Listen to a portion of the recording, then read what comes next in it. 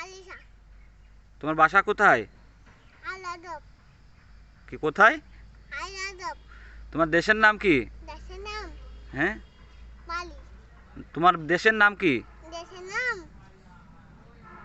কানাফর।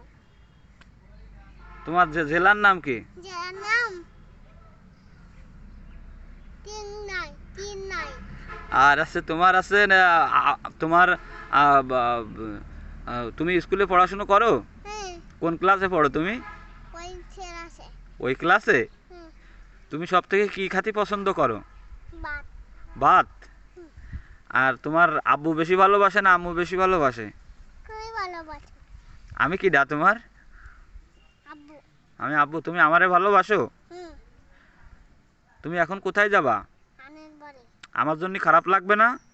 হ্যাঁ। আমার জন্য খারাপ লাগবে না?